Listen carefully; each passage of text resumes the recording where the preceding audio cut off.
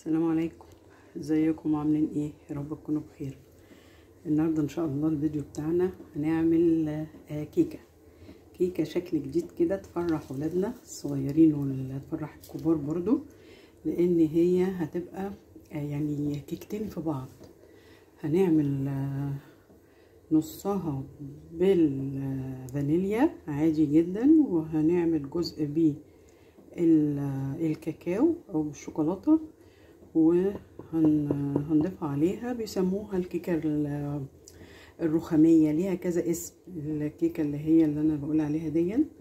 فيا ريت اللي اول مره يشوفني النهارده يصلي على الرسول ويشترك في القناه ويفعل الجرس ويشير الفيديو، دعمكم لينا بيسعدنا. هنسمي الله ونقول المقادير بتاعتنا. دول 2.5 كوباية دقيق، وهنحط عليهم بيكنج باودر،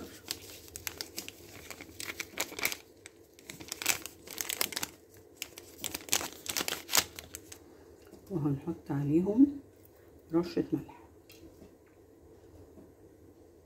نقلب كويس جدا زي ما انتم شايفين كده، وندخل فيهم هواء على قد ما نقدر، وهنركنهم على جنب.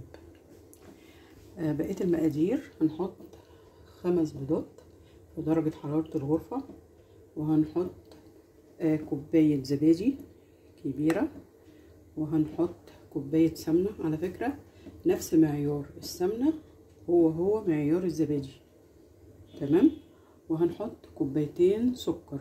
ممكن كوباية السكر تبقى اقل شوية، لان في ناس بيحبوا الكيكة ما تبقاش مسكرة قوي، فكل واحد يحط السكر اللي هو عايزه، كوباية ونص، 2 كوباية، زي ما حضراتكم عايزين. هنبدأ نسمي بسم الله الرحمن الرحيم، وهنبدأ نحط. احنا هنعملها على فكرة في الخلاط او في الكبة او في اي حاجة تدخل هواء في البيض، هنعملها فيه بسهولة جدا جدا جدا. خليكم معايا وهوريكم هنعمل ايه. انا جبت الكبة بتاعتي على اساس تبقى كبيرة شوية تاخد الكمية كلها. حطيت فيها البيض، وحطيت فيها معلقة خل، وحطيت عليها الفانيليا بتاعتنا، تمام. وهنضربها الاول ضربة قبل ما نضيف السكر.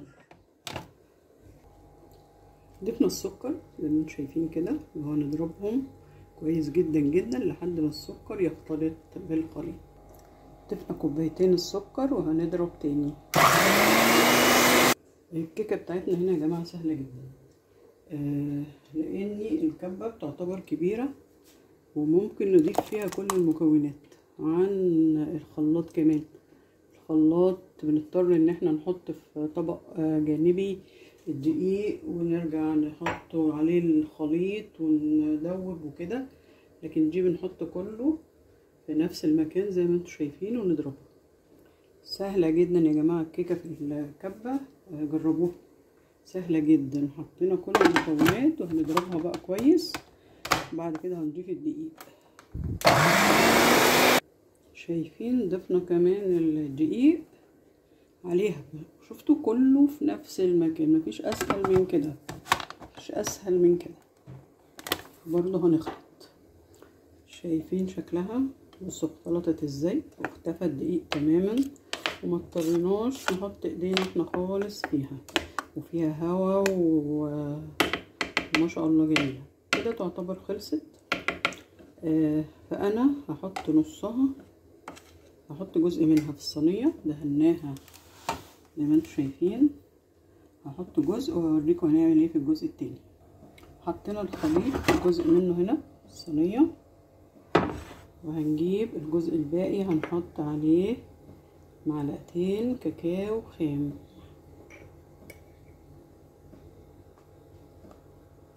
زي ما انتم شايفين كده. وهنرجع تاني نخلطها تاني. بعد ما خلطناها تاني ضربناها تاني، هنظبط بقى كده الكمية علشان نضيفها للصينية بتاعتنا.